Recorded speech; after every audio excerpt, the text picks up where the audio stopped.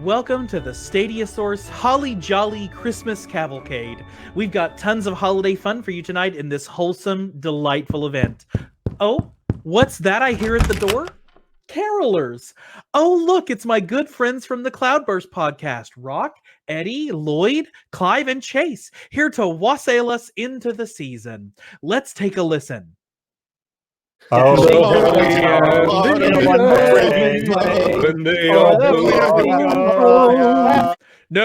shut it down.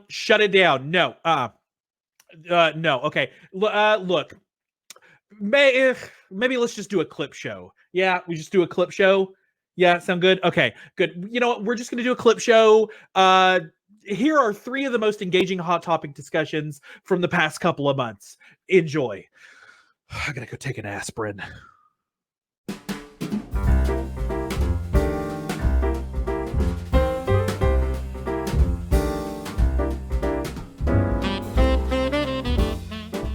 Corn, fish, cranberries, taco, cake. This ain't a menu, it's an album rack, and it's time for the hot topic.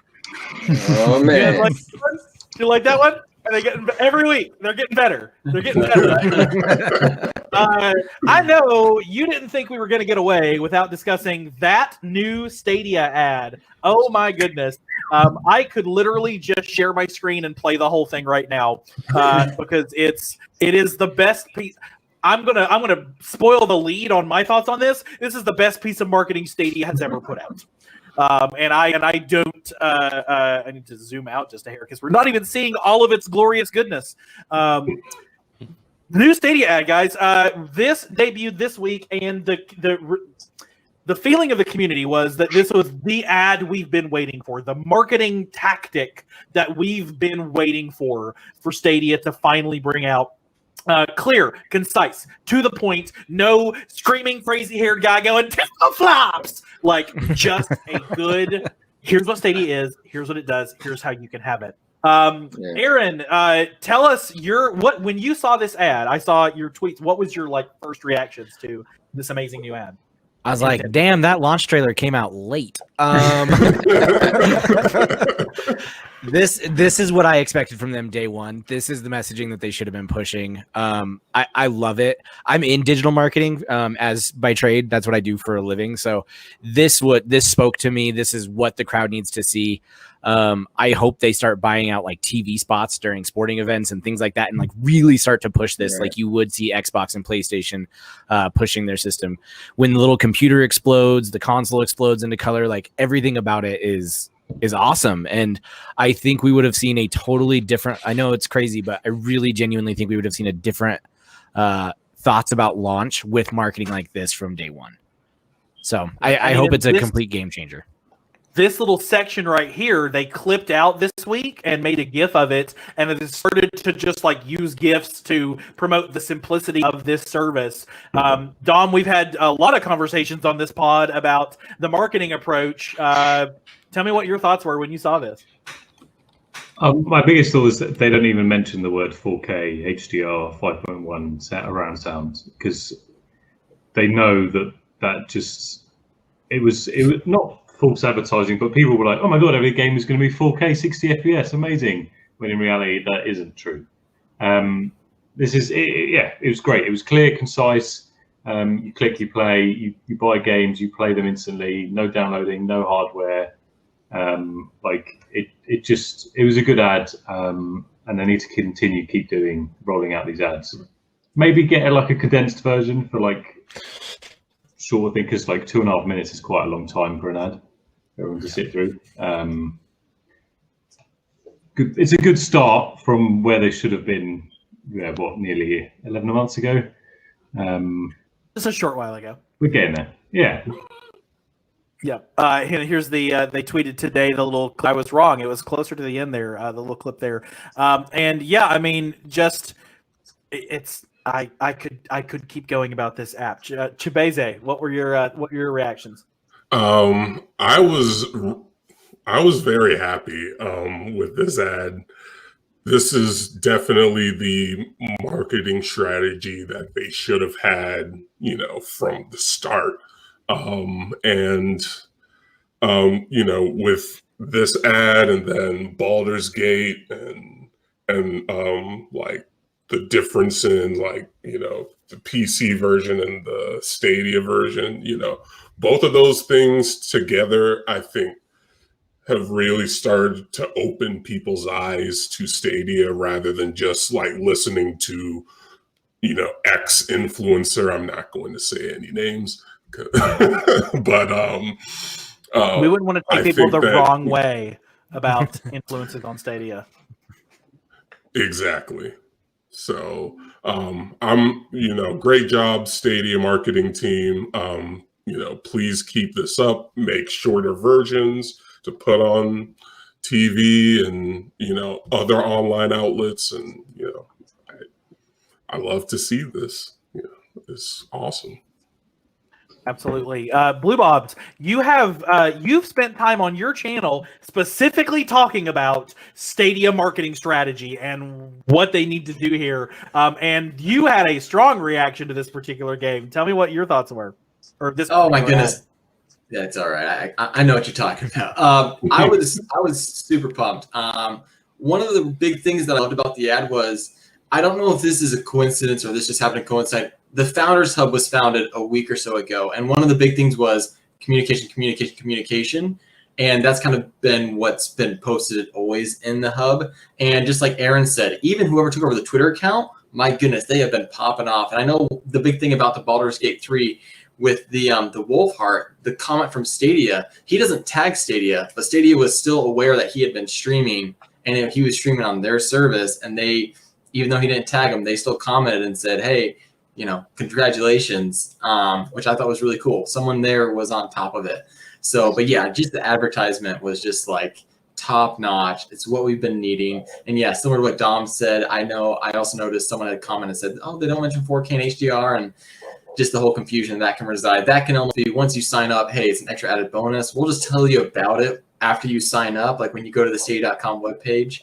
But I think the huge thing is that, again, if they can get this down into smaller segments, if they can get it on the in-between sporting events, I personally think, and I mean, I'm not a parent, but for those of you on the panel that are parents, I think that might be the community and the demographic they need to go for. Because imagine your kid grows up. Are you going to buy him a $500 console, a $1,000 console? Are you going to buy him a huge PC? Or how about just paying $10 a month? You know, you could monitor their games. You could share your games, the family sharing. And, oh, hey, here's my 10-year-old laptop. You can game on it if you want. Like, I think that's huge. And as soon as like people start realizing that and seeing that grow, it's gonna be cool. So advertisement though was top dollar. That was awesome. It makes me feel like we're entering like a reset, much like how Destiny, when they do their big expansions like a year later, you know, and they really take that time to kind of get their messaging tight, and they say we've made a lot of updates, and they really invite people to come back to it. That's what this reminds me of. And as we're approaching that 1 year of Stadia launch, it suddenly seems like they are just pedal down. They have a new messaging, we have new marketing strategies, and they're gonna go for it. And I think that's really exciting. I was do you feel like say the same thing, to be fair? Yeah, do you feel like there's been a change in Stadia? Like, is there a new hire behind the tweet screen now, or what? Dan, what's your thoughts on this? Yeah, like I said, I was literally going to say the same as Aaron. So, but I think with it, I almost feel like, and it has been thrown around quite a lot, that this first year has just been almost like a beta, almost data collection. You know what I mean? They had a plan, and maybe this was their plan all along to kind of ramp it up after the first year. And once they've got all of the data that they've collected, someone said somewhere that they couldn't have made this video at the start of the service because it wouldn't have kind of been true to its nature, if you know what I'm trying to say with that. But I feel like, yeah, especially with the run up to Christmas as well, like you said, buying a $500 console or something like that versus like $10 a month or something, they're going to want to give parents who aren't willing to shell out that amount of money for the new Xbox and the new PlayStation another option. And I think that's why they're kind of getting in early with this. It does feel like maybe I said this. I think I said this on Twitter a while ago. when the big Xbox announcement, the big PlayStation announcement were going on, that was a torrent of information and hype and press for those two companies, and everybody saying, "Where's Stadia? Where's Stadia? Where's Stadia?" And I'm like, they're gonna just be a drop of water in the river right now, and they need to wait, and they need to wait for a while to let that hype die.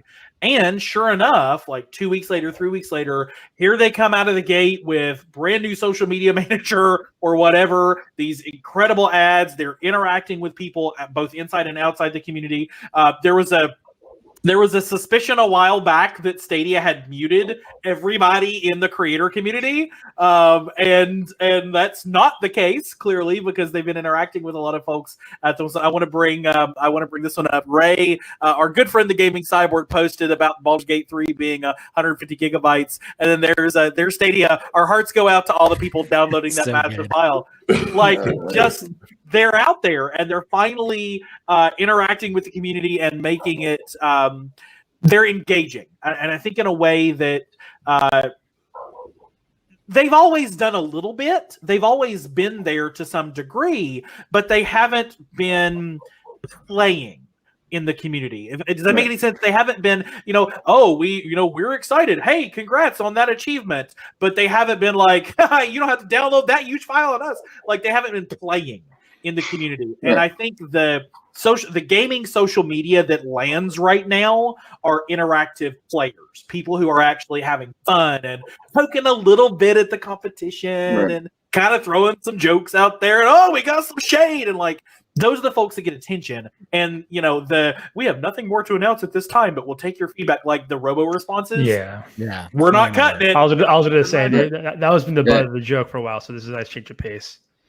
And it's kind of crazy when you think about the new Chromecast announcement and how the community was so up in arms, and they were just like, Google's given up on Stadia. That's it. It wasn't on the Chromecast. Oh my God, we're all on fire. This proves that they're still completely invested. And if anything, I think they're about to ramp up. And I'm expecting some big announcements on that 1 year anniversary. It is. It's coming. We are a month and a week, or a little bit over that, away from the 1 year anniversary of Stadia. Now, I have also been a person that has said we're gonna get something from them, and I think we're probably. It's reasonable to assume we're going to get a Connect sometime between now and then, or at least by then we'll get an announcement, because they said we'll have another one this year. So they've only got 2.5 months or 3 months to get us another Connect out the door. And the 1 year anniversary would be a sensible time for it. As it turns out, you guys, the 1 year anniversary is on a Thursday. So we'll definitely be talking to you about whatever it is that they happen to be doing on that. But it's certainly that we have moved and turned a corner with Stadia. Hopefully, we say that. Not sure who's having some visitors at the moment, but we'll live broadcast, people. Live podcasting, live broadcasting. Glory of live.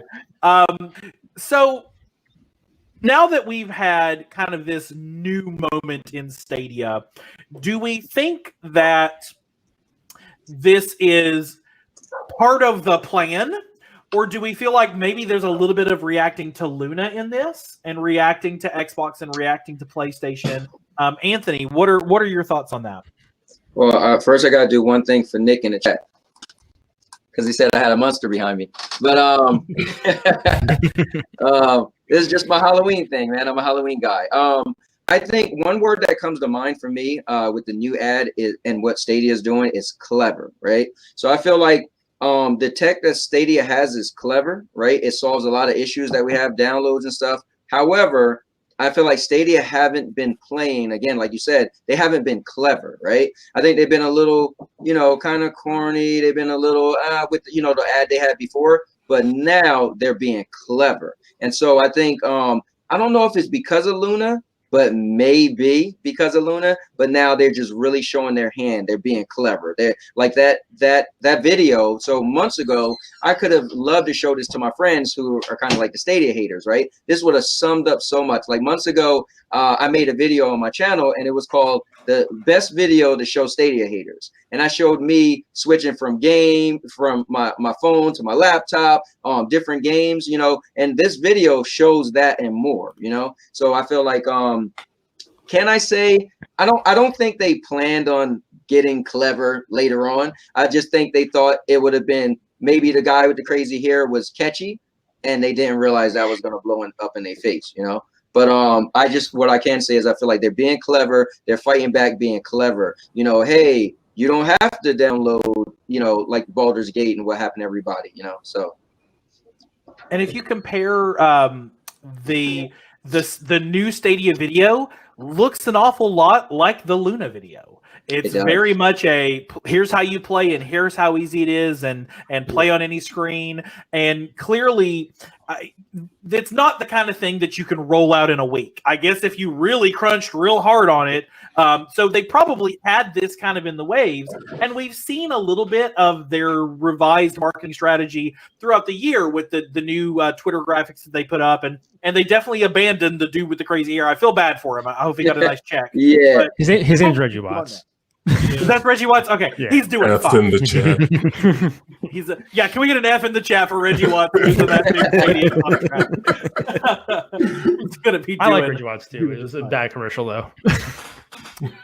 But you know, I think we definitely we've got a better runway ahead of us to take off, because now we are entering that all too critical Christmas season, and y'all have said it. It's the choices. We're going to have parents, particularly now in the world that we're living in. We're going to have parents that are going to have to make hard choices. Their kids are going to see the commercials for the next Madden game, or the next FIFA game, or the next, or the Cyberpunk, or the Watch Dogs, or whatever, and they're going to say, well, I want that, but I only have my old PlayStation 3, and I need to upgrade to at least a PlayStation 4 or PlayStation 5. And the parents are going to go, we can't do that. I don't have that as an option this year.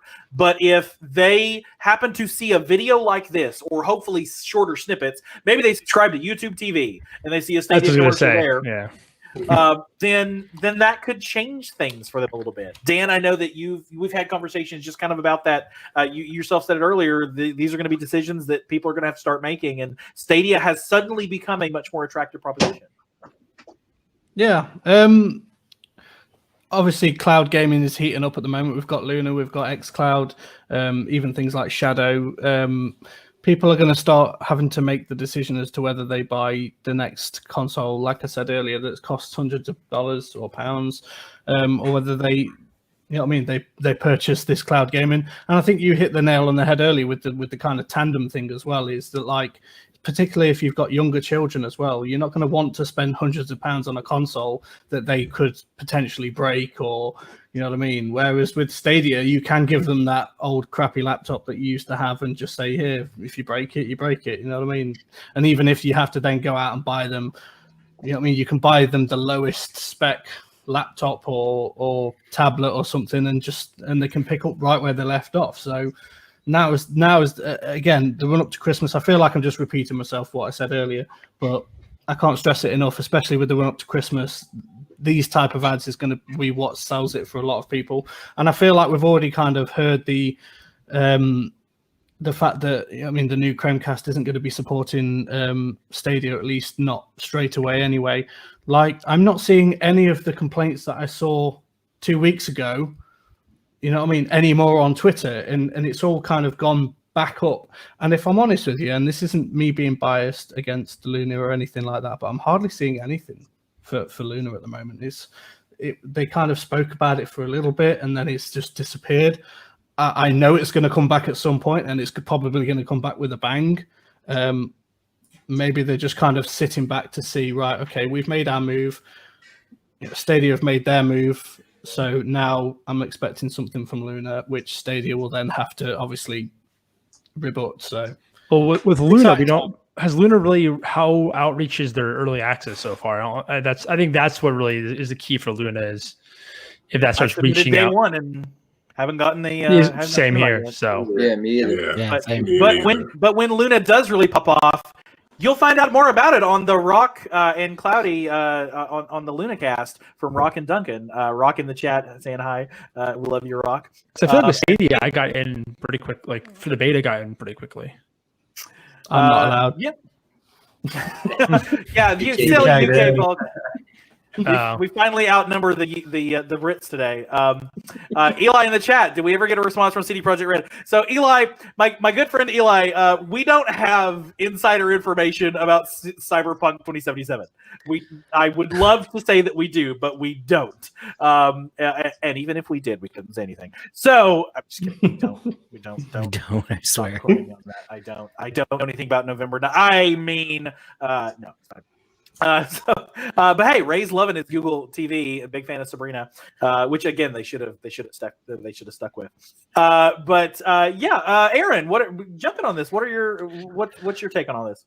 I thought Dan hit the nail on the head. I actually do think this was the plan. That was your question: are they reacting, or has this kind of always been there? I think they knew it wasn't where it was going to be. And I don't think they wanted to delay it a year. So I think they took this time to get some data collection. I think they got some studios behind them. They're getting some big games. Valhalla is coming to Stadia now. They do have some big titles to talk about. So I think they absolutely planned to jump in the fray this fall and really start cranking up the machine. And I think, like you said, Avery, this video had to have been in production for a while. This isn't something you just put out overnight. So I do think this was the plan. And I'm really glad they have a solid social media manager getting behind it as well. But yeah, I mean, I actually think they were just holding their cards a little close to the chest until the time was right, and I think the time is right now. Also, are you straight up, you heard it here first. They're not telling us. Yeah, right. I'm gonna say it right now. Cyberpunk day and date. I think that's why I got pushed back. Speaking of Stadia, going hard with the promotion. Hey, pro title? No, we don't want to go there. We don't want to go that far. I'm not going that far. Wow, the Cells and Circus podcast has told you it's going to be a pro title. I'm quoting Chibaby on that. Nope. Nope. Not even once. Nope. Dom, hop in on this. What's your thoughts? Not putting words in my mouth. I think I'm going to go on the opposite. I don't think this Christmas. By the way, I love Dan. I can't remember. You just said the word Christmas about 8 times in a row, but I just think I don't think they're going to be really pushing this Christmas that hard yet. I think they're still going to wait till next year, because games like FIFA and Call of Duty, like we know we're getting FIFA at some point. We don't know when, and it's not going to be day and date. Until these games are day and date, I don't think they're going to really be pushing Stadia to the max that they like when they're in full go. Because I think if a kid's you're buying a console for your kid and they're not getting those games, they're just going to be so disappointed and say, "This is rubbish. Can you return it? I want something else." Like I genuinely feel until the devs and everything is every single game is day and date, bar maybe 1 or 2, then that's when the Stadium like real machine marketing goes to 100%. 2 things. I think. And you can carry on. Number 1, a lot of parents don't really know that much about like video games and stuff like that aren't into video games themselves. So if they see that their kid wants to kind of, maybe they have their first console or a new console or something like that, then they're going to see this. It's going to be the cheapest option. It doesn't matter that it doesn't have Call of Duty on it, because what's a Call of Duty to them other than, but also number 2, you're kind of forgetting what climate we're in at the moment, and there's mass unemployment, there's mass like debt all around, and people can't afford to spend all this money on consoles even if they wanted to. So perhaps at least for this year, Stadia might be enough to kind of get them through until they have got enough money to buy that bigger console. All right, I'll take that, but I don't see how Stadia really breaks into the mainstream yet. Like, I don't see how these kids who are going to be writing their Christmas lists in the next coming months are going to be seeing Stadia. Like, where are they going to be seeing Stadia? Because at the moment, Stadia are advertising on, they do some YouTube ads. Have they done any TV advertisement at all? They've done YouTube TV because they have YouTube TV. I know I've seen people talk about them seeing ads on that during sporting events and whatnot. So I listen to Reddit, I believe. Also, the dad of a 9-year-old. Oh, sorry, Avery, go ahead. No, go for it. Dad of a 9-year-old I was just going to say, as a dad of a 9-year-old, I guarantee my kid is learning about Stadia through YouTube because that's all he watches. It is one of the biggest markets for kids to actually get your advertising in front of. So I think if you show a video like that or shorter snippets in front of one of my kids' YouTube videos, he's going to come ask me about it. Okay. I mean, he won't ask me because he knows I play Stadia, but he already knows. But yeah. I think it's one of two. Go ahead, Anthony. Yeah. No, I was going to say, I think what they have to do is start. I know a lot of kids watch YouTube, right? But I watch YouTube, countless hours of YouTube during the week, and I don't really see Stadia ads like the commercial we just seen. I don't really see them. Like I think they need to start putting some of those ads when you're watching like an actual video, you know. Yeah. Now I know a lot of people told me that, oh, I went into the Google Play Store and seen signs for Stadia all over, but I think they need to be clever and find some other outlets to put the actual video, because yeah, they own YouTube, but I never see that video like during, like when I'm watching somebody's stream or somebody's whatever and a commercial comes on, you know, but I guess they would have to make money from outside sources, and I guess maybe it'd be waste paying they own. I don't know. But do you subscribe to YouTube Premium or like Google Play Music or anything like that? No. Okay, because I don't get any ads on YouTube at all because I have Premium via my Google Music or YouTube Music now. So R.I.P. Google Play Music. Yeah, same thing. I don't see the ads either. But I think what'll end up happening is, I think part of it is also it's the crowd choice aspect of this. The more we get things like that, like Mortal Kombat has crowd play. When crowd play releases, and suddenly anybody who streams Mortal Kombat can go, oh, let me try that on thing. It's exactly the same thing that happened with Wolfheart on Tuesday. Well, this has failed for me, but hey, there's Stadia. Oh wait, Stadia is actually kind of cool. And then we're going to have the same thing happen with crowd play. Well, hey, I'm playing Mortal Kombat. Somebody in the chat saying, hey, can I play with you? There's this crowd play thing. And they go, well, I can try that. And then go, oh, yeah, cross progression. Great. I've already got my characters, but let's play. And, if they're willing to drop the $60 or whatever it is. So word of mouth is part of it. Advertisement's part of it. And ads like this are definitely part of it, getting that up.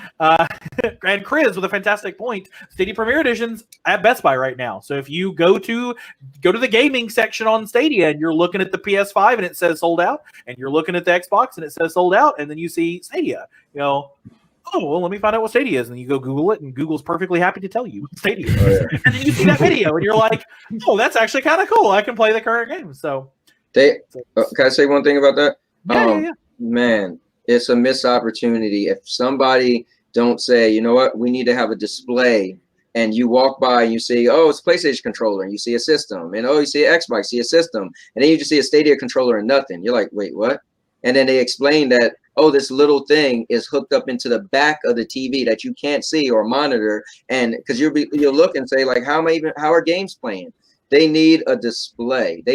What they need is visually, like, people need to understand it. I have a lot of people that just don't get it, and I explain it to them, and they're like, wait, what? So I think they need more visual representation. Like, we could talk all we want, and you could read a box, but like if you see it in action, like a buddy of mine's, he got Stadia free because he got a new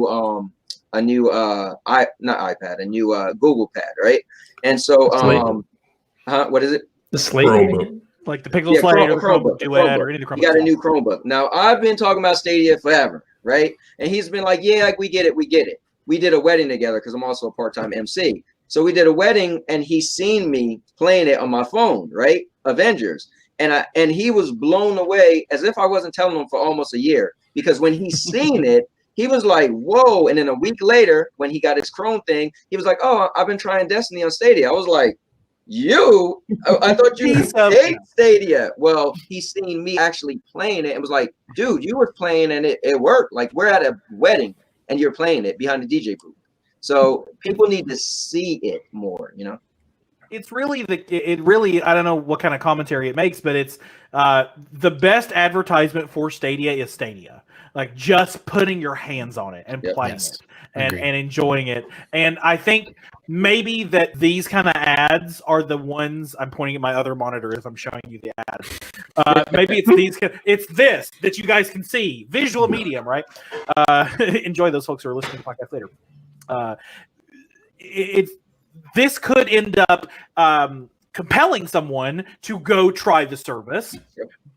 And it's a good foundational spot. There's a concept called top of mind marketing, where if you go out to the movie theater and you see when that is a thing, and in that little pre-roll where there's all the ads before Maria Menounos comes on and shows you the news trailers, there's you see the ad for your local dentist, and you're like, I'm in a movie theater right now. I don't care about dentistry. But then later, when you're searching for a dentist, you're like, oh, wait a minute. Yeah, Dr. Halprin, he's the one that I saw at the movie, because it's in the top of your mind. And so it's just these little things. You see a little GIF from Stadia. You see this video, or your friends, shows you a clip from somebody who was playing on Stadia because Steam wouldn't work.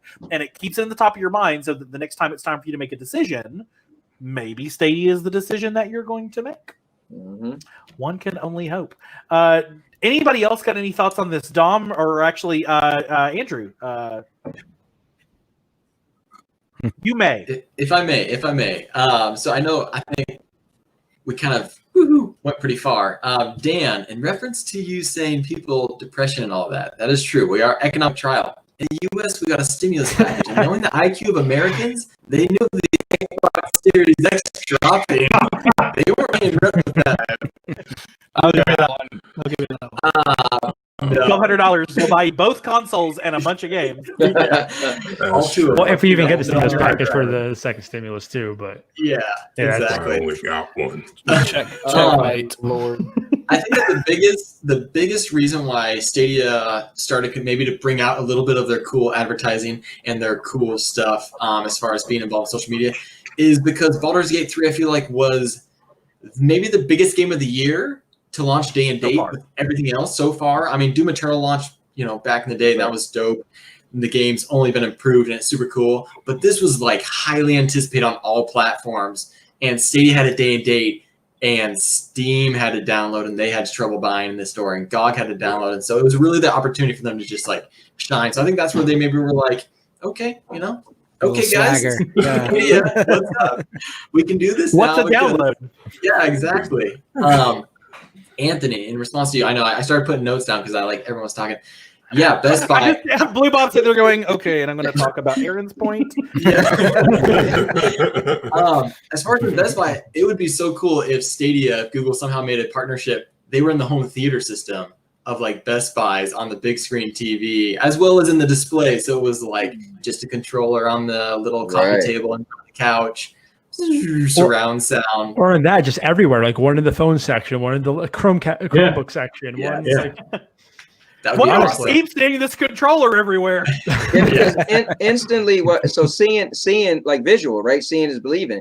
Instantly, you're gonna walk up and say, "What is this controller?" You're gonna look at it and say, "Okay, it got L2, R1 buttons like on the back triggers, as if it's a PlayStation, but on the front, it got A, B, and X and Y, right? Like an Xbox." You're like, what is this thing? And you're gonna see it playing video games, and you're gonna be like, where is it hooked? I want to know what system this is, right? Is this one of the new systems? Is this new Xbox controller? And you're gonna be looking around like, where is it connected? And you're probably gonna ask the sales associate, like, what is this? And that alone is gonna make you leave and be like, dude, I seen that Google Stadia thing for the first time. I was shocked because it was nothing hooked up to the TV, and they explained it was this little thing in the back. And I was playing it before I found out what it was and thought it was a new console. Yeah. Yeah. And I know Google, and I thought I heard this at one point, maybe in the GDC, they wanted to reach the next billion gamers. They wanted to hit 1 billion. And no way is Xbox going to sell 1 billion Xboxes and have 1 billion customers. I feel like that would be very far reaching at their purchase price because of what they have to do. Now with them launching xCloud, they might be able to reach more, but it's free. Basically everyone nowadays has a computer, a phone, like we have smart devices. Stadia, what they have with cloud gaming, I feel like they do have the best. And Avery, you had mentioned this when someone had said, when I think people were like, well, I'm done with Stadia now because of this latest thing that happened. And you were like, that's fine. All they have to do is resub for $9.99 a month. It's the easiest platform to join and the easiest platform to leave. And that's the beautiful part. You don't want to sub for 3 months? Dude, that's totally fine. It's not like it's just taking up space on a shelf and it's going to get old in 3 years and you'll never be able to play those games on the new system that comes out. It'll just, when you want to play, you want to play. So right. You don't need to buy a Stadia. Exactly. Don't buy a Stadia. I say that all the Stadia time. or a Stadia. Oh my god. So at least as of June, I was looking this up. Gmail has 1.8 billion users. Wow. So if you have a Gmail account and you're in one of the supported countries, you have a Stadia account. Did you know your Aunt Mary, who's never touched a video game controller in her life, has a Stadia account already? Because literally, just anybody click it and you got it and you're done. So If you're in a supported country. if you're in a supported country, growing, hopefully growing.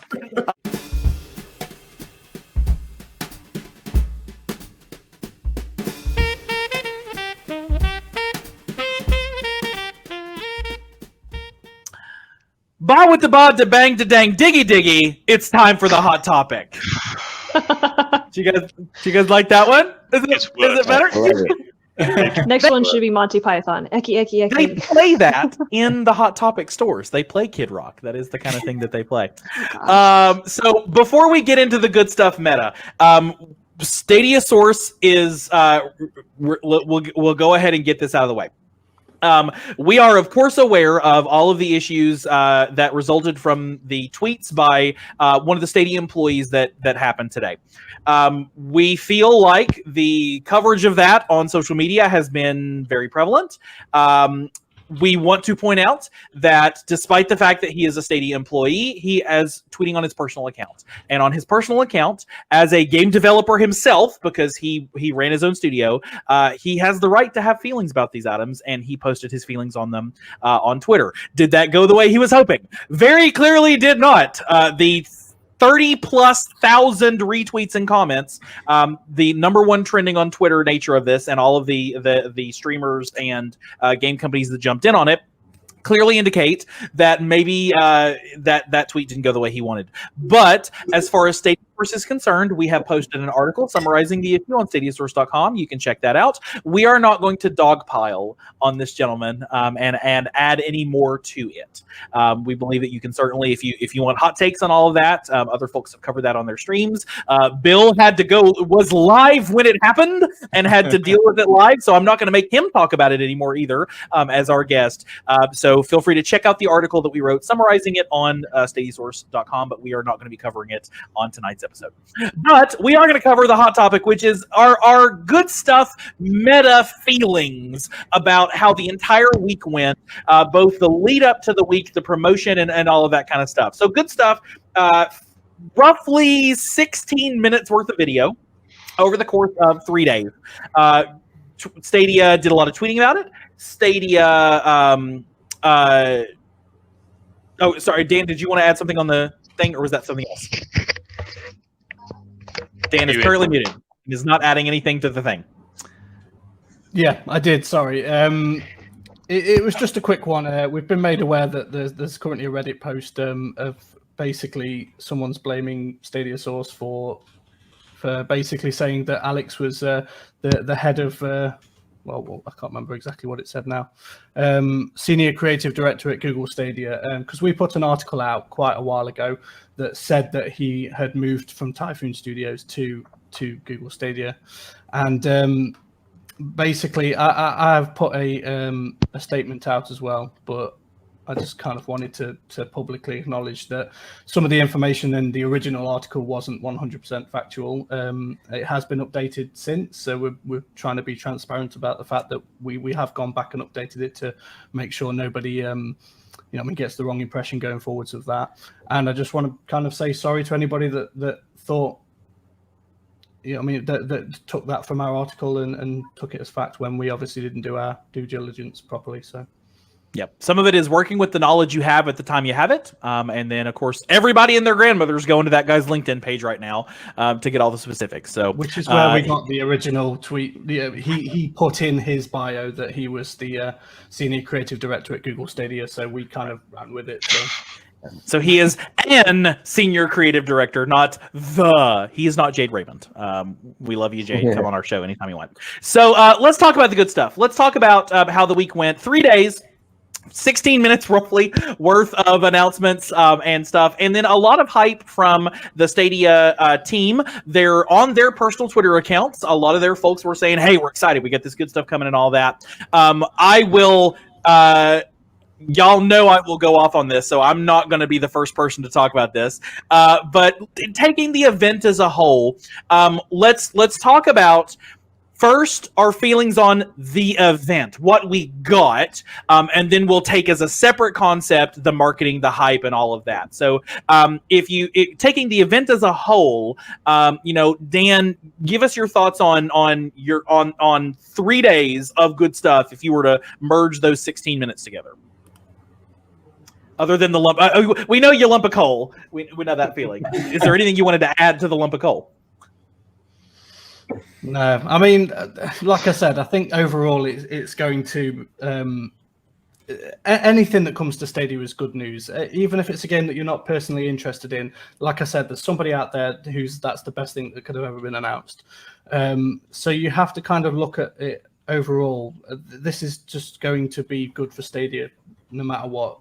You can't always have your AAA Call of Duties and your Fortnite. Sometimes they have to pepper in some of the smaller games, and obviously they get a lot of eyes in a already saturated like marketplace such as Xbox, where if you release an indie game, it's probably not going to get that many eyes, you know what I mean, compared to the big games. So Bill, I know you've gone live every day on this with the open mics and shared your thoughts. Now that we've had the whole thing behind us, what's your take on how the collected good stuff kind of went for Google?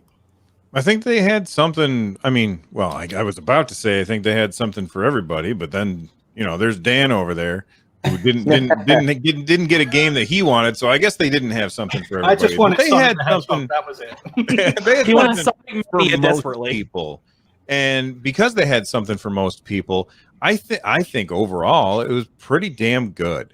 If we're just looking at the stuff that was released. Blue Bobs, what was your take on good stuff, the stuff of good stuff? Yeah, I mean, if you were to put the whole thing together. If I was to put the whole thing together, I feel like it's kind of looking at the last Connect where we just have to say non-Stadia players, the non-Stadia community, this would be, again, great information for them, great games for them to see, demos on Stadia. I don't have to pay anything. Things we already knew about because we're so highly integrated in this community that we literally are following Grace from Google and Chris from Google and seeing all of that. From that aspect, as far as I think I do feel a lot of the community is with the Ubisoft and Cyberpunk 2077 right before, that may have kind of gotten everyone getting a little excited. And I'm still pumped because I love to see that maybe some of the chains from the Stadia team have been pulled off, because they became more active on Twitter, and that will hopefully only get bigger. But yeah, good stuff. Maybe not the greatest, but I mean, I'm with you, Avery. I like to see the sunshine whenever I can, so I was happy. It's shining right through. You're in the Matrix again today. Anybody else just want to share your thoughts on the week before we talk more on the meta? Yeah. All right. So, go ahead, Anthony. No, yeah. I just want to say that I'm more also. I try to see the positive out of everything. So yeah, it was a little strange that it was 5-minute videos, but it was short and sweet when you think about it. So if it was a longer event and everything we got was all we got, you'd have been more upset, right? So you bundle in these little segments of 5-minute packages over 3 days, and it was pretty much, it was in that way I feel like you don't feel as bad. Yes, I'm with Scarlett. The worst thing that happened was taking the wind out of the sail. What do you say, Avery? Taking the wind out of the sails. Because it would have been nice if we could have anchored. The anchor would have been, and you got Phoenix, Rising, bam. But to be honest, the good stuff for me was good, especially when I look at it. Well, it was only 5. What did you want out of 5-minute, 5-minute things? And for that, I thought it was good stuff. Yep. Yeah. Go ahead, Scarlett. I'll say it was good stuff. I don't think it needed to be 3 days of good stuff because it wasn't really 3 days. My husband compared it to how Nintendo does their directs, and then they have their direct minis, and then they have their nindies. That one's really hard to say. And Nintendo can get away with that because they just stuff like 30 different things into a 15-minute video. And with this, I don't know, maybe I think Nintendo has kind of set the bar for me of how video presentations are supposed to be, which is maybe unfair because Nintendo is like the deity of gaming. They're really good at what they do. So I think for Stadia, this was good stuff. I don't think it needed to be 3 separate days.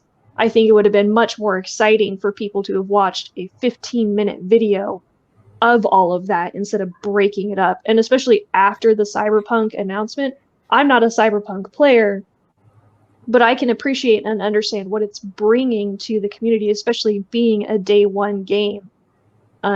So then they're like, yeah, so Cyberpunk, and we're also going to announce other stuff. It's like, ooh, well, Cyberpunk is here, so the good stuff is going to be like here, right?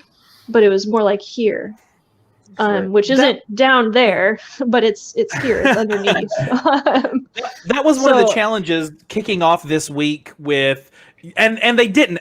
They were not tied in any way, but that doesn't mean that you don't form a narrative in your head that it was, Cyberpunk, we're never going to, it's day and date. And then, Ubisoft is getting us like 20 things out of the catalog. And then good stuff, which was good stuff. Good stuff. But it wasn't. It was good stuff. Yeah. I think they made a mistake saying they had 3 days of announcements when the days were 5 minutes. Like they had announcements. I think Dan can understand 3 this. days. I think Dan can understand this. It's like Community Day in Pokemon Go is not a day; it's a lunch break. So it's not a day of stuff. I wonder though. Go ahead.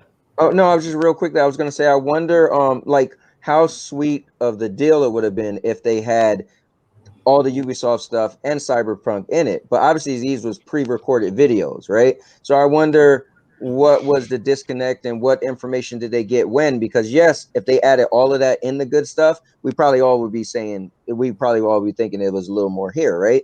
But I'm curious on the back end, how did that play a role on when they got what information from different organizations and they couldn't put that information in these 3 pre-recorded videos, Yeah, I mean these kind of things take time, and this video with Lamar Wilson and with Lauren were not filmed last week. They were probably filmed 2 or 3 or 4 weeks ago, maybe not like 3 months ago, but a couple weeks back. And then you got to do the editing, and you got to do the prep, and you got to do all that stuff, and then you got to make sure that the game demos are actually going to launch on time. Because if you're putting them in a video, you got to be real sure they're going to launch, or you have to kind of recut that video very quickly. Yeah. So it could very well be possible that CD Projekt Red, these videos were in the can on a Google Drive folder somewhere, and CD Projekt Red said, we're ready to sign that contract and release that knowledge. And they said, okay, let's just go ahead and get it out there. And then, Ubisoft said, nope, we're hitting our targets on this games. Go ahead and put them in a post. And they said, okay, let's get the post out there. I don't know, because we've seen other people do like these like short little things. I mean, they're just sitting at their home at their desk and, it's a mess behind them and their kids are running around and they're like, hey, we got something cool to announce to you guys. And everybody's like, ooh, yay. Like, I just don't see, this is Google we're talking about. And while Stadia is its own branch, it's still Google. They could have come out with even just another like 2-minute video, maybe even just Phil saying like, hey, I'm that bald guy. Let's talk about Cyberpunk. Yeah, but no, that guy's in the middle. It's Bill. I'm sorry, you got plenty here.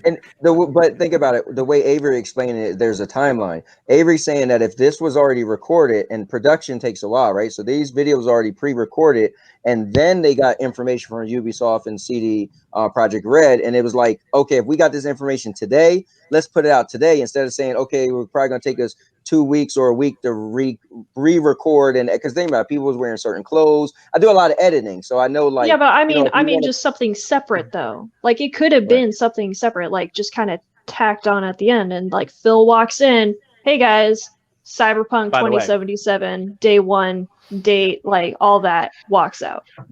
So, it's a good point to kind of move to the meta on this, because I have 2 thought trains in my head, and I'm going to put one of them out, get everybody to talk about it, and then I'm going to put another one out, get everybody to talk about it. Hey, welcome to hosting, right? Thought train 1, and I'm going to do these in reverse order from what I was going to do. I was having a conversation with Chase, Stadia Talk on Twitter. Follow Chase, Phantom UFC fan, in which I kind of said, I mixed about 17 metaphors together, so I'll see if I can keep them straight. We all have thought, a lot of folks have thought, Stadia really, we know they've got the following cards in their hand. Why are they not playing them in the order that we would want so that they can win this round of poker?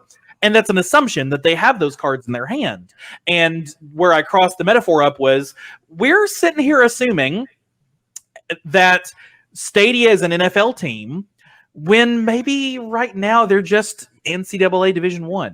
They're not pro league, and we'd like them to be. It'd be real nice if these people that they're paying 7-figure salaries to, or high 6-figure salaries, were bringing to the table a level of competence is not the right word, because I don't think anybody is incompetent. But if their input matched the level of expectation that we have, and I think that we're seeing an escalation, we're seeing an upward trend, but I don't know that Stadia has given us at any point in the last year and a half an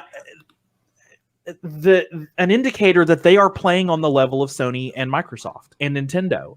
And that's not, on the whole, it's not good that they're not there yet, but it's year one. And they're in their infancy and they're growing, and there's a trajectory. The ads are getting better, the content's getting better, the games are getting better, but they're not there yet. And I wonder how much of this is the expectation that when they said 3 days of good stuff, it was going to be like we were going to get 3 Nintendo Directs or 3 State of Plays or 3 big days. And Stadia came out and said, look, I have some good stuff for you. And we're like, that's not enough. And we knock it out of their hand and give them the backhand.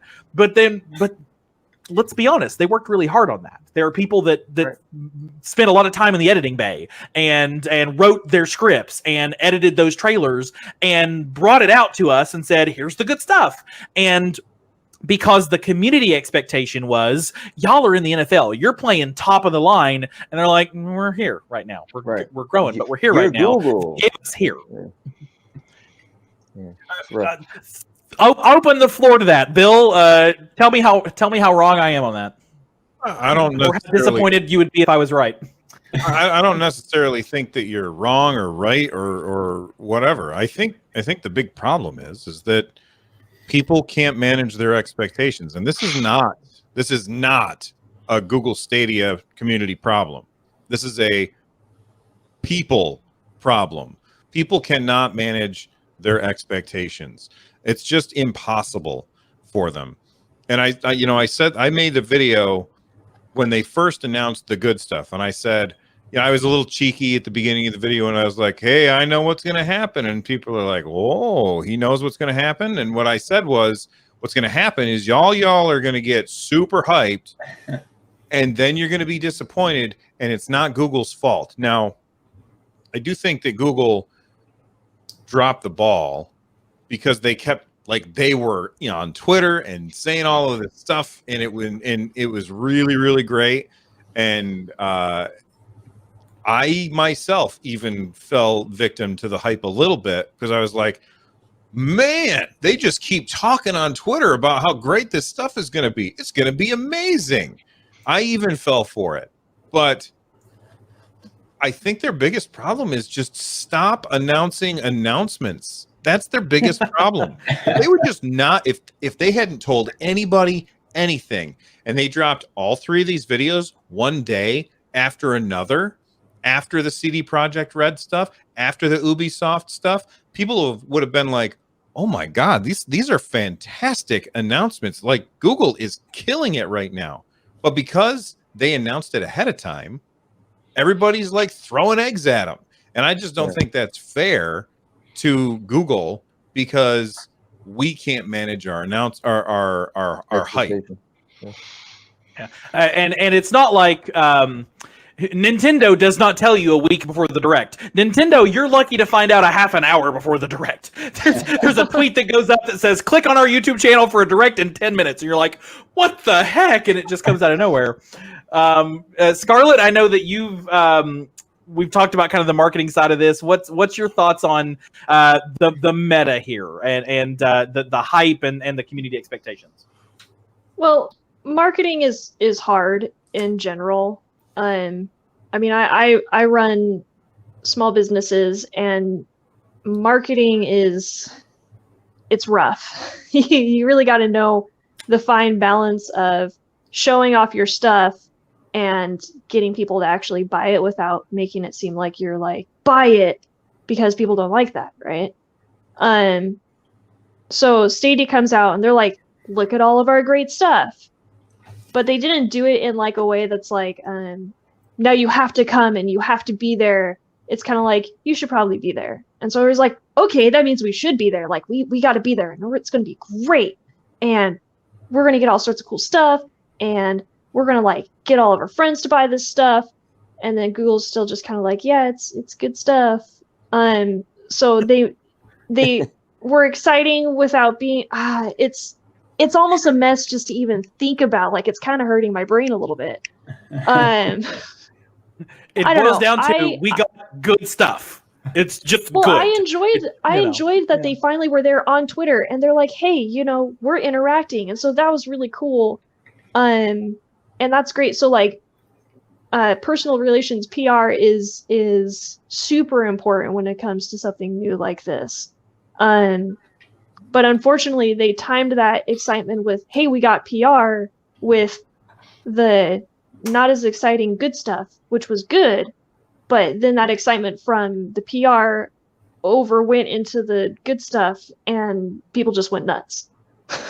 Yeah, if you were to take the whole past 7 days together, that's a pretty, I'm looking at my show notes. New games from Ubisoft, Cyberpunk 2077 day and date, Stadia Premier Edition sale, controller sale, pro referrals, notifications, Pac-Man demo, Hello Engineer, Jedi release date, Ark Survival coming to pro, Orcs Must Die expansion, Humankind demo, Young Souls, Phoenix Point, Immortals Phoenix Rising demo.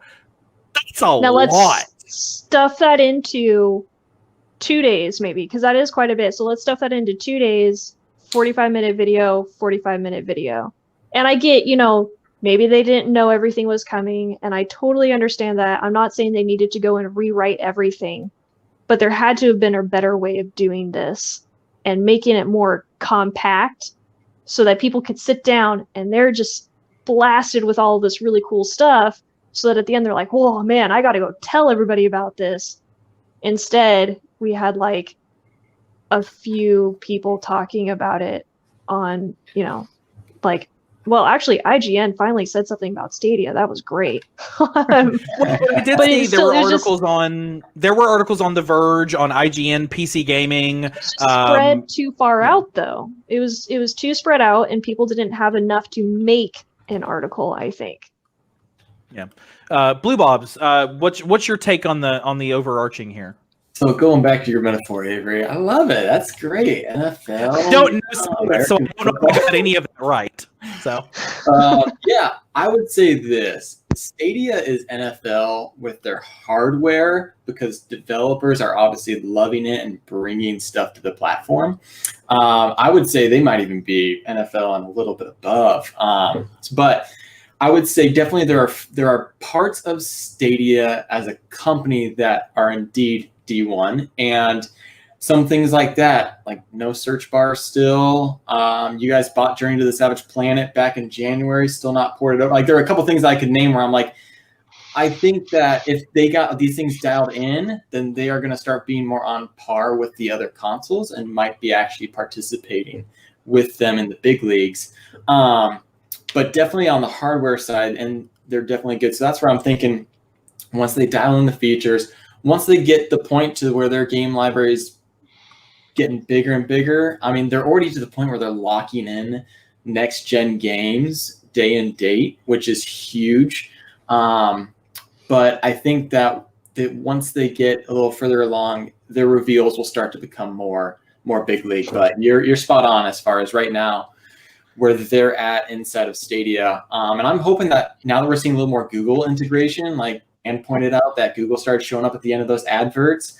I remember I did a video where I was like, the beginning Stadia, I feel like the subsidiary company, I call it the child, has kind of just been left to go on its own. And now it seems like Google might be like that stepdad that's bringing them in and being like, all right, I'm gonna take care of you now. I'm hoping that that's going to be the case, and that will definitely propel them into the NFL in the big leagues. Dan, what's your take on this? You just kind of touched on some of what I wanted to say anyway there, Andrew. And I think up until now, Stadia's biggest problem, it's also its biggest asset, but its biggest problem is that it has the Google logo behind it. And that is, when people think of Google, they think of this like top tier company. You've got your Microsoft, you've got your Apple, Amazon, you know what I mean, this top tier. And anything that they bring out is just going to be stellar, stunning.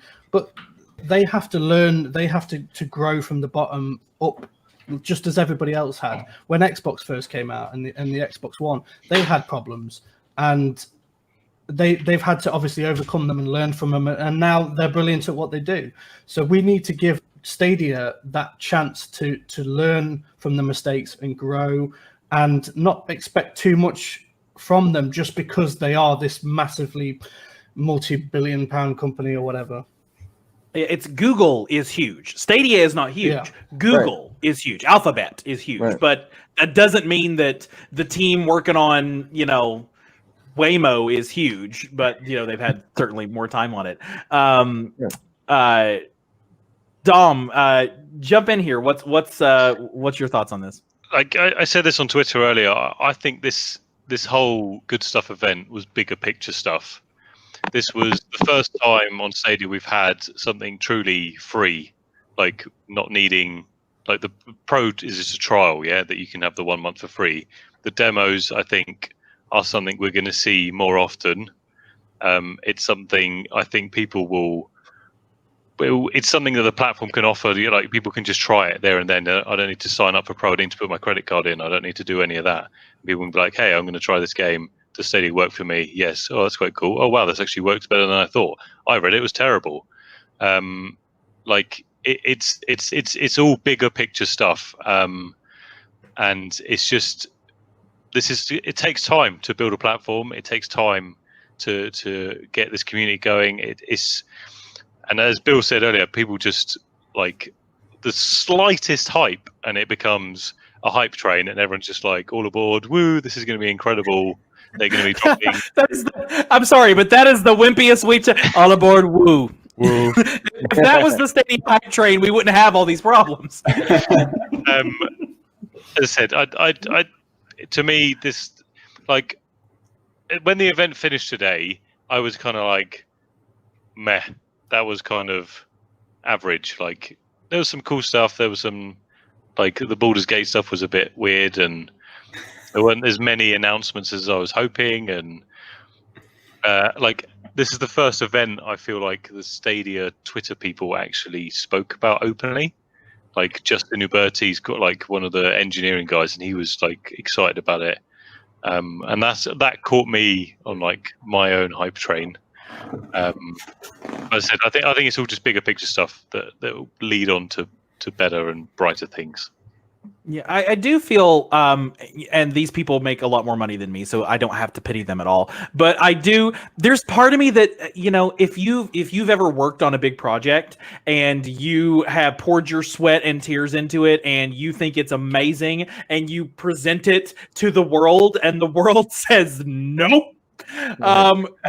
You just kind of, it's just almost a little, you almost feel bad for them that like there's probably people who were sitting around those Google Meet chats going, guys, this is going to be Lauren, Lamar, we're so glad to have you on, and we're ready for this. And then they presented their work to the world, and most people said it resoundingly was like, okay, thank you, good job, move on. I think you've got to look at what Grace said in the Ask Me Anything on the community hub about having to grow a thick skin because of this job. And I mean, that's not nice to hear, that someone has to grow a thick skin when all they're trying to do is just do their job and to bring magic into the world, which is technically what it is. Yeah, and I've seen the I had a Nintendo Switch and I sold it, but I had one. Sorry, Bill, it's gone now. But you go look at like the Nintendo Switch subreddit on the day of a direct, and there are just as many people going, "Oh my god, that's an awesome game," and people going, "I don't care anything at all about that game. That was pointless, and why did you even make a show out of that?" So, it's 6 one, half dozen the other, and not everything's going to be to everybody's taste. Anthony, give me. I was just going to say quick. Just say quickly, David, gamers are incredibly fickle and impatient and toxic. Well, not all gamers, but it's a toxic community. Like Gamers with a capital G. Like it's pinch of salt. Yeah. Anthony, jump in here with your thoughts as we're wrapping up. Yep, 2 quick things. One, it really sucked that they didn't announce YouTube streaming, but it is what it is. So Anthony owes me a pizza now, everybody. Yes, we like to have a lot of fun at Stadia Source. I don't want to have to eat that pizza because I would have liked to have seen streaming. And then the second thing is, oh, go ahead. What'd you say, Dan? I was going to say he should eat that pizza on stream just to. I just wanted YouTube, and I can't, and now I have to eat it.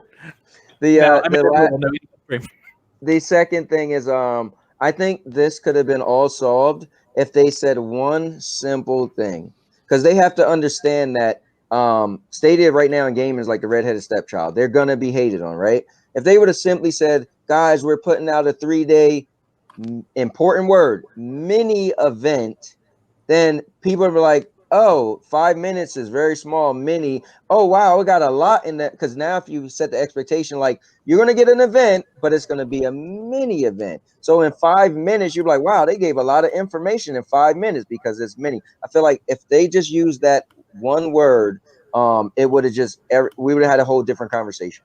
Yeah. That's all I want to say. That is the story of Stadia. If they had started Stadia by saying beta, then we would not be in every episode of this podcast would have been different. If they had the story of Stadia is just tell us that it's not fully baked yet. The cake is not baked all the way. Anybody else got any last thoughts on this, or I'll give my final thoughts on this because I know you've been waiting for the cake. Okay, here's I'll take host prerogative and do my little diatribe on this. Y'all know I've said this on every single live stream we did this week. I like cake. I'm a fat guy. Fat guys like cake. Love me some cake. Confetti cake in particular is my favorite. Give me a good old birthday cake with the sprinkles, funfetti. Yeah, boy, I'm gonna go ham on that cake. And I would love it if you gave me a cake. I will take the whole cake, and chances are that cake will be eaten. But if you give me a slice of cake, I get cake. I also got cake. It's wonderful. Now I have cake today. That's what Stadia did this week, in my opinion. Stadia may have set up everybody's expectations to be we're getting the whole dang bakery, but what we ended up getting were 3 nice little slices of cake. Good cake. Good stuff. Maybe not great stuff, not bad stuff. Nobody could say any of this was it's not everything's to everybody's cup of tea, but not bad stuff, but good stuff.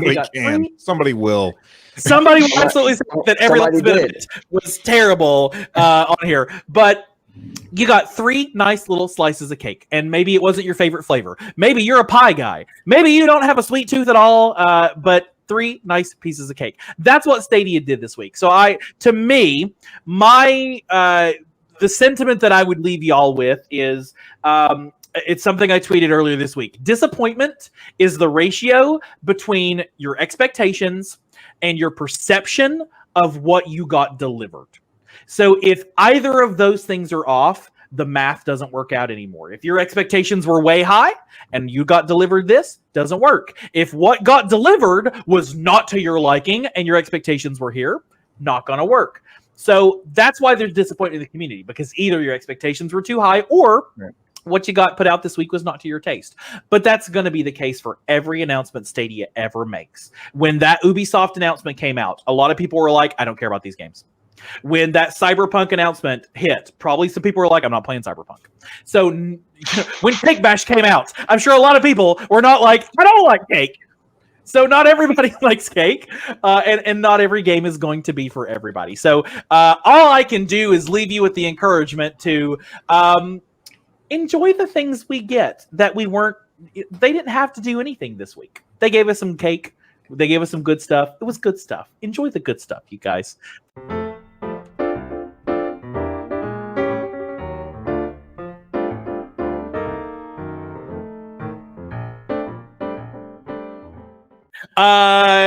All right, guys.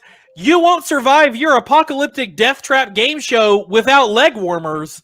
It's time for the hot topic. You guys like that one? It was with the Death Card. I incorporated the Death Carnival. And we get the legwork because they sell them at Hot Topic, right? You guys like? It's great, right? You get A for effort, man. Yeah. They're getting better every week. I'm gonna clip show all of these things together and just play it on a loop and drive Scarlett nuts. We are super thrilled to have with us director from Fury Island Games, Herbert. If you are just tuning in, which some of you are because we see a lot of folks who've joined us.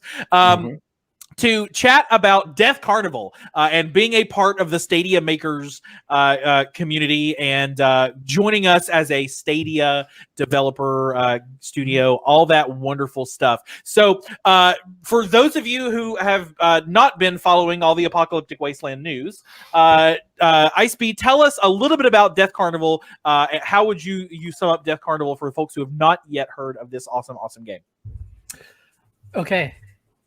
So Death Carnival is it's a cross-platform title, and it has a single player, online co-op, online PvP, and it has a whole bunch of different game modes. It has full support for score chasing leaderboards, full speed running tools support. It has like a secret hunting support. We're also considering putting in a pacifist mode support. We're still talking about that one, but basically it's a top-down shooter. It's a hybrid of, I would say, multiple genres, kind of like how Risk of Rain 2 is multi-genre, right? So it includes the fast, easy gameplay of arcade action. It has the fast intensity of games like Contra, Doom, Metal Slug. And then with a lot of crazy power-ups, kind of like from Bomberman, for example. So lots of fun party stuff.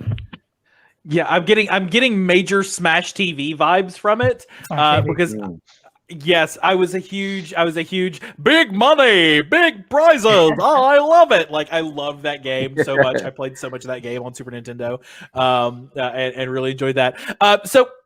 I'm super looking forward to Death Carnival, but Fury Island, is a growing indie studio. Tell us a little bit about Fury Island Games and kind of how you got started with game development with them, and what you've been working on with the team.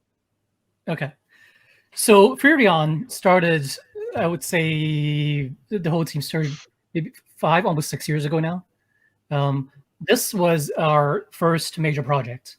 In the beginning, we just did a bunch of smaller tests to see what we want to do. But this, as a studio, this is actually our first title that we're going to be releasing. And we started with 2 people, and now we're up to, including some project-based contractors, about 30 people. Oh wow! We didn't actually expect to get this far, as I mentioned before. In the beginning, how long do I have to talk about this? My life story. It is us for the next 30 minutes. You got all the time you want. Okay.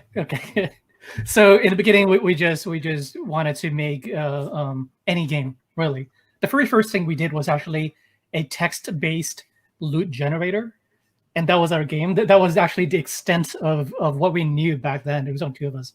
And we didn't have any game making experience. So after we made this loot generator, which is really fun, by the way, like epic, legendary, flaming, acidic sword of magic +5, and then it'll be. You clearly have some D&D players in your group, then.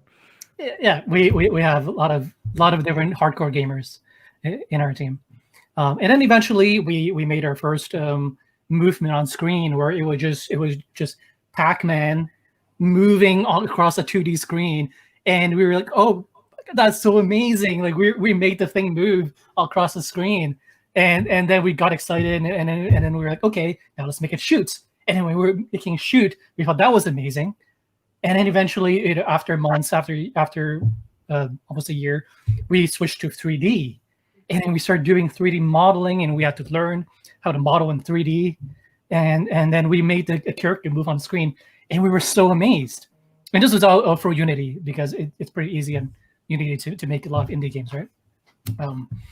then eventually we on Discord we joined a lot of game dev community, and it's such awesome people on Discord between all the other like Game Dev League and a bunch of other Discords, right?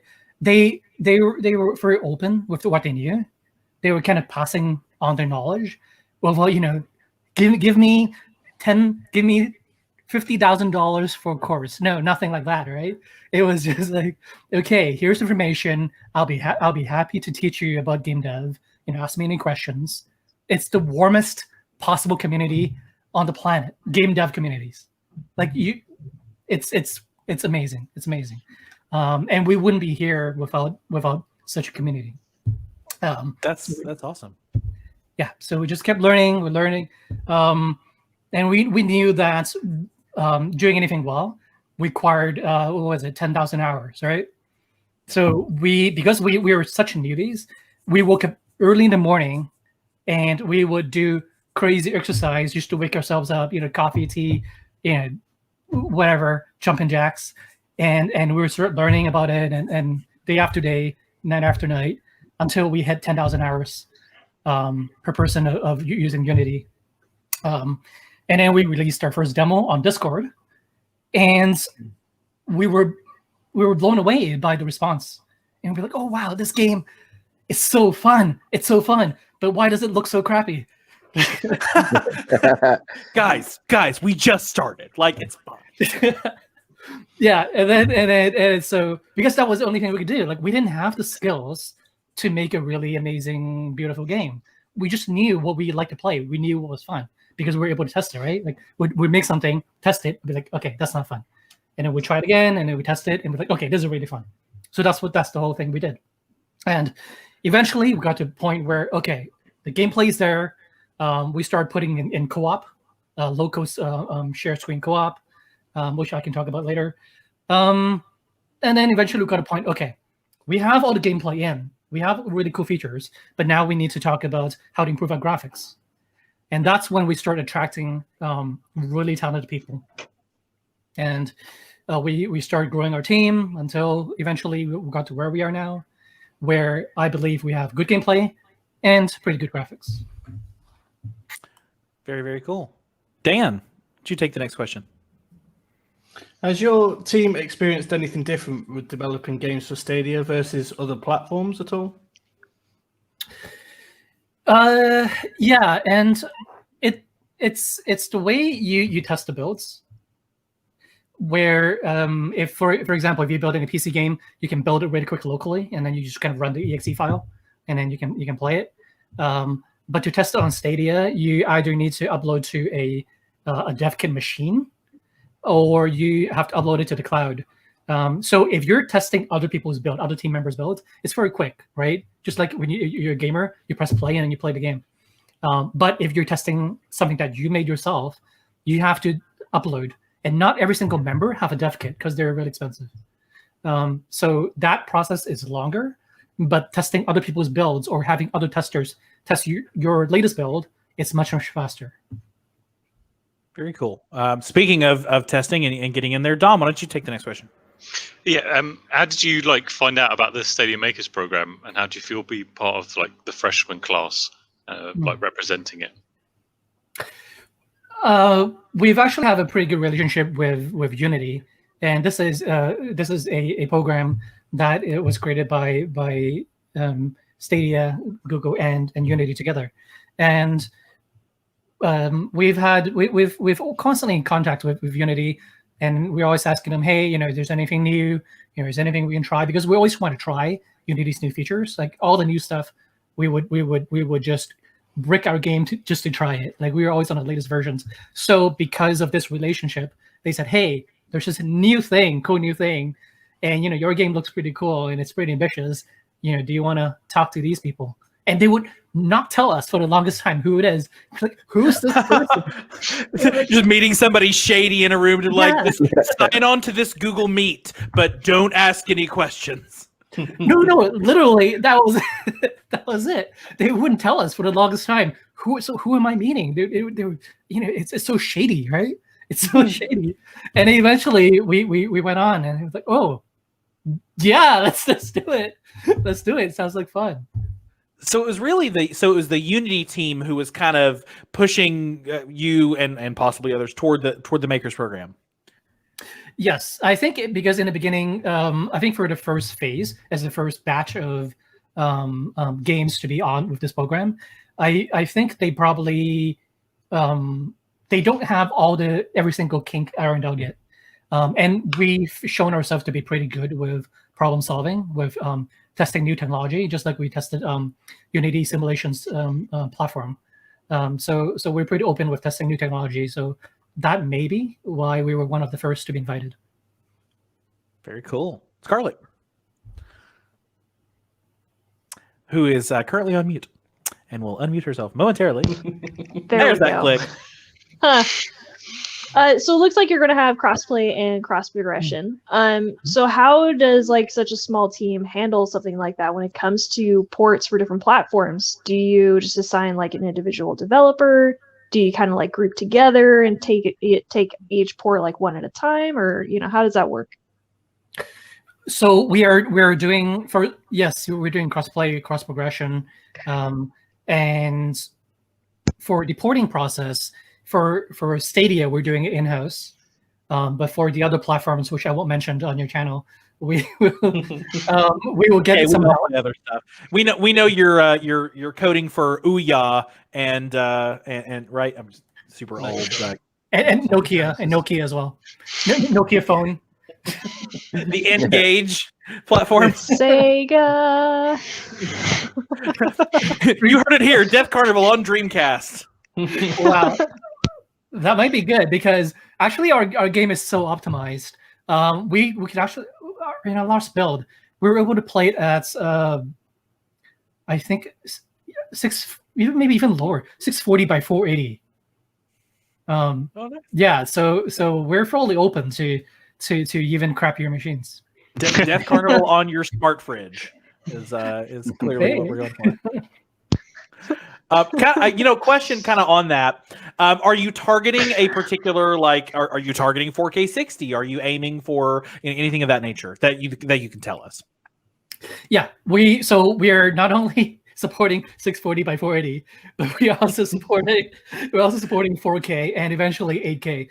Because all the internal models and textures that we're working with inside our GitHub project, we actually have used 4K textures, so which is good enough to actually be played on 8K monitors. If you ever have like a dual 3090. Very nice. Or it was Stadia upgrades to Gen 2 or whatever. Yeah, or Stadia. Yes. Yeah. Very, very cool. Anthony, do you have a question? Yep. Yeah, I got a question. One of the cool things about Stadia is that there's no downloads, so you could just press play and go. So I'm curious to know, can you say what's the size of, because you said it's crossplay, so could you say what's the size of your game in terms of like gigs or hard drive space? For those who aren't lucky enough to be playing on Stadia. I'm thinking, let us build. I think because we haven't fully finished all the levels yet, I think by the end of it, we're looking at maybe just under 100 gigs, a little bit less than 100 gigs. Okay. There you go. And so, I mean, hey, that takes up 1/5 of your available, no, like 1/3 of your available space on an Xbox Series. So. You know, hey, but the whole point is. Did you just say "oops"? My bad. I didn't mean to take up that much space. You get Valhalla, you get Modern Warfare, you get Death Carnival. That's all you need. That's it. You're good to go. Or you play it on Stadia and you don't worry about that stuff because. Or you have to delete it. Delete one game and then download that game and install that game. All right.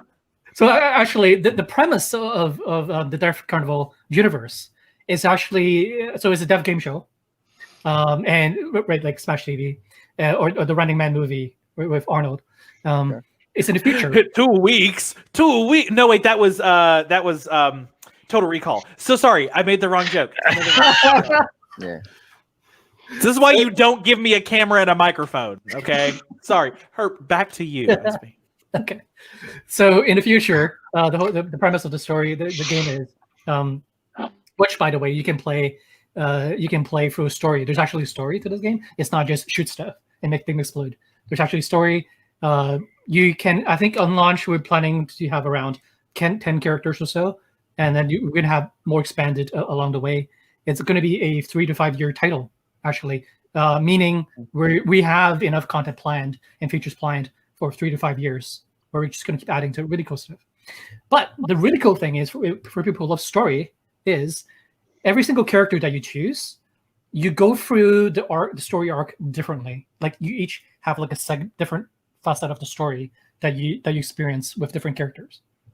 But the whole background arc is, it's in a future where Death Carnival is the only entertainment in the entire world, and maybe we'll make that a reality. One day it will all be Death Carnival on Stadia, in particular. We're by the way, if you are watching us right now, you got questions for IceB, post them in the chat. I see a couple already, and we'll get to those. We'll get to those at the end. You actually answered one of the questions about talking about the multiple characters. We know that there are some kind of cool tricks and tools that Stadia has on the go. With what you can talk about, are you looking to, even if you have to phrase it as a developer, I'd totally be interested in.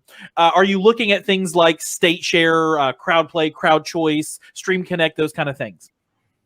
So state share, we may not want to have that. The reason being, that's more for jump. I think that's talked about, right? So it's where you just jump right into jump right into the game. Right? That was at GDC. We know that one. Yeah. Okay. So you just jump right into the game. But because our game doesn't support, or doesn't it's not designed to allow people to jump in mid level. You have to start in the beginning. Otherwise, it's just not fair. Like in terms of speed running, score chasing, all that stuff, right? But Stream Connect, we're actually really excited about, because it supports split screen. Oh, cool. Okay, so your implementation of split screen will be using Stream Connect? I think that would be the easiest way. I mean, we've always supported it before, but then we right now we have it turned off. The reason is because it's difficult to fit so many action, explosions, and stuff when you have 4 players on the screen packed into one screen. But Stream Connect might solve that problem, because you get a split. It literally never occurred to me that would be an incredibly obvious use of Stream Connect. This is the first time in a year that's occurred to me. That makes a whole bunch of sense. And of course, crowd play, crowd choice, any of that on your radar? Yeah, so crowd play, using super chat to get into a queue to play with a streamer. Who's the biggest who is that? I mean, who's the biggest supporter, right?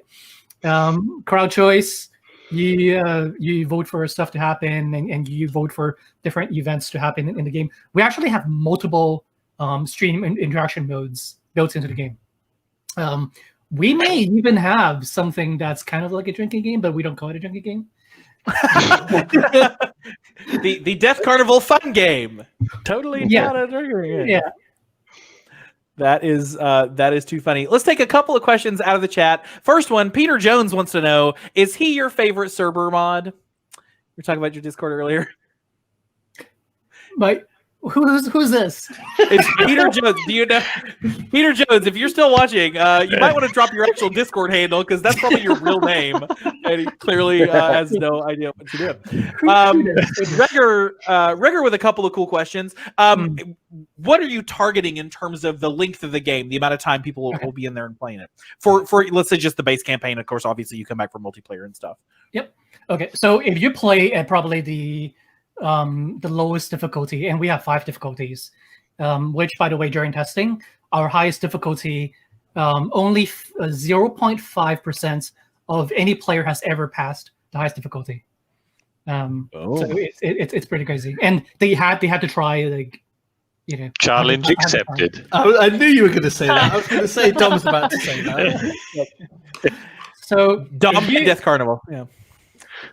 If you were to play lowest difficulty, never die, and just go through it pretty easily, it's about between 6 to 7 hours to go through the story campaign. But then, of course, plus you can play different characters. You have the weapon socket system, where you collect different weapon components, and you can actually craft and combine into your own unique weapons. So there's that. There's room size bosses. I realize I just missed all the best points. It's okay. We're here. We're learning.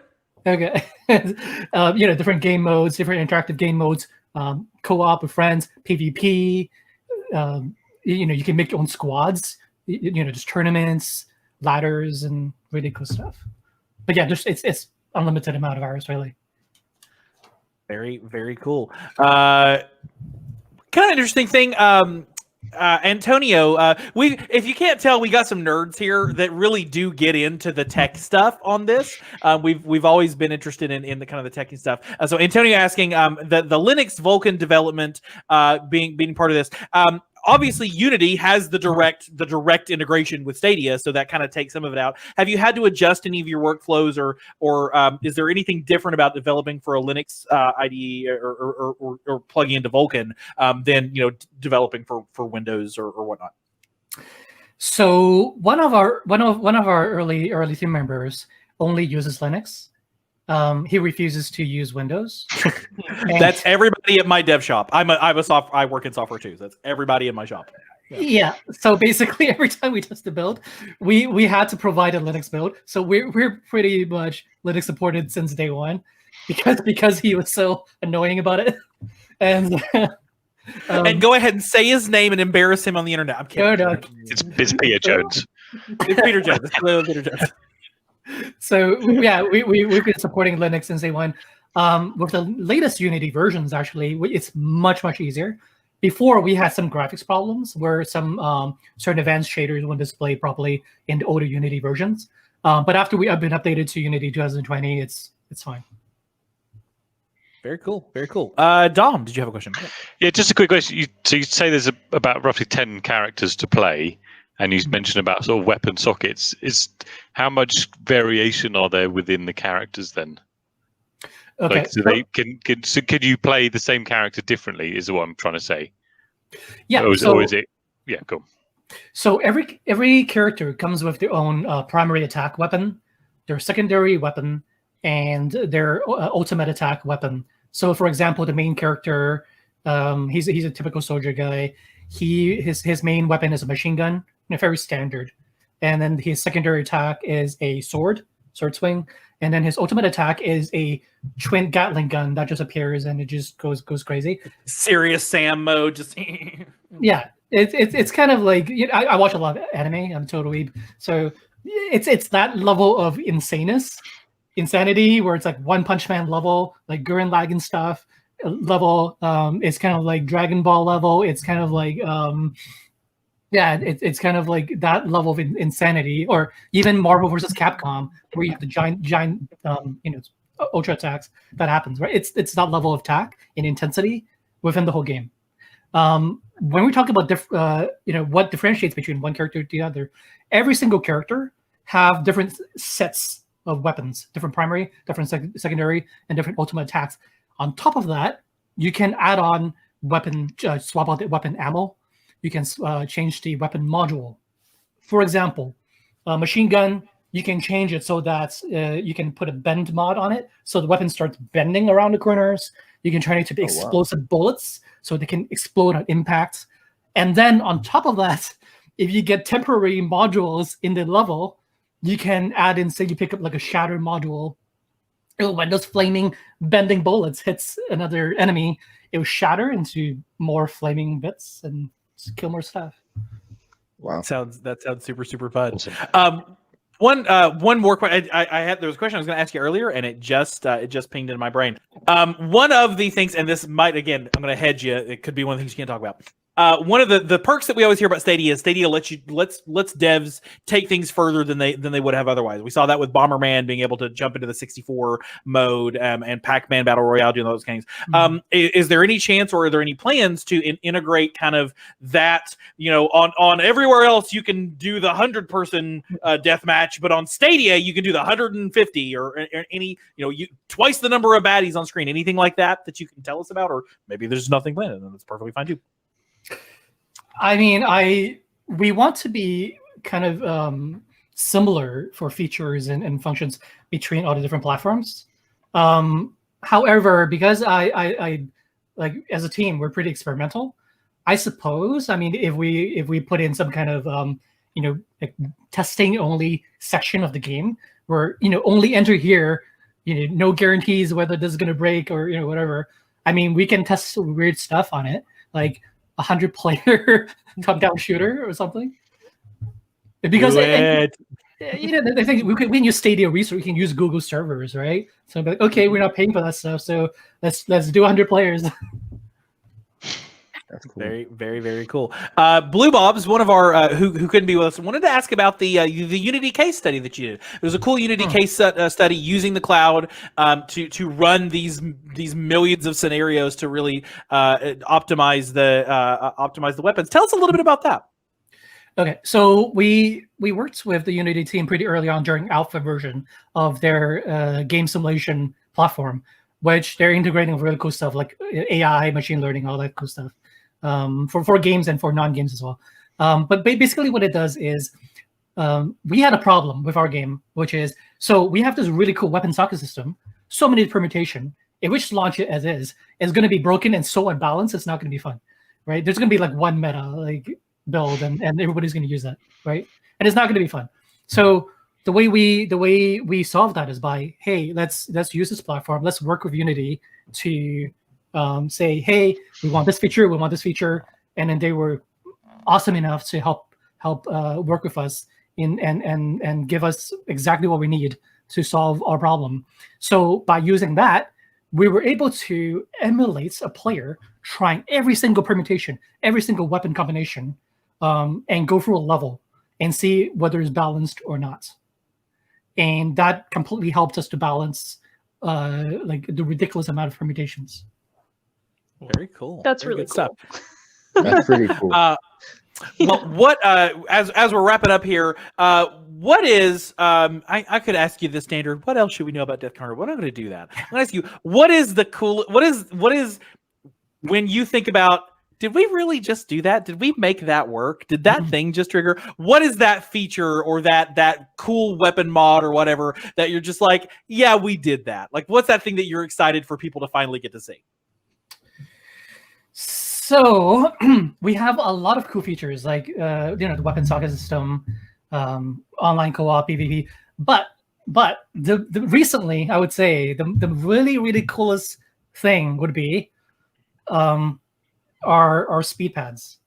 Okay, so it may seem like you may play in a game, you may walk on a speed pad and it boosts you forward a little bit, and it's kind of cool, and you don't think about it anymore. But we actually have a lot of like crazy good physics in that little tiny speed boost pad.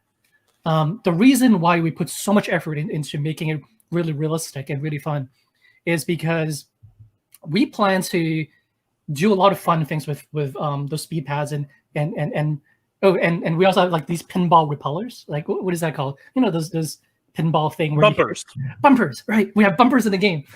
Pinball fan. Yeah, we have bumpers in the game. So we have speed pads and we have bumpers, and obviously close to the bumpers would be like these giant spike walls where you die, right? So don't touch the bumpers. But when you combine the different physics and plus speed running, right? We're making speed running really fun in the game. You can do like all these dashing into the bumper, and then picking up speed, and then bumping into the speed pad, picking up more speed, bouncing off the wall, and then chain all these speed pads, and run a level instead of completing a level regularly at in 15 minutes. Maybe you can speed run in 3 minutes, right? So, yeah. Cool beans. So what you're saying is Death Carnival pinball style level is clearly on the. You're gonna do a pinball map. I'm just saying. I got that. I did ask you. I've asked you before if there's going to be any like actual carnival element, like Robo Clowns or a carousel or anything. Is that? No. Did you take my thing? I'm just saying. I don't like clowns. I haven't even watched it. Because it's scary. No, that's not on my list either. Well, very, very, very cool. Well, I am super, super excited about Death Carnival. Can you give us a 6-month window in which it will be released? Or a year, maybe. It's coming out pretty soon. TM. Pretty soon. Perfect. Well, we will take pretty soon. Well, we are excited for Death Carnival. We hope you guys are excited for it in the chat as well. We're so thankful that you joined us as our very first person who was a hot topic tonight. So you are the very first who inhabited the role of the hot topic. I'm sure you're wearing fishnets right now. Oh yes, we had to ask. We had a furry buddy. Who is our furry buddy that's joining us today? She's Ting Ting. Ting Ting, adorable. So, two guests for the price of one right here, Stadia Source. And if you're listening to us as a podcast, you got to go back and watch the YouTube video because there's adorableness happening right below me in a box.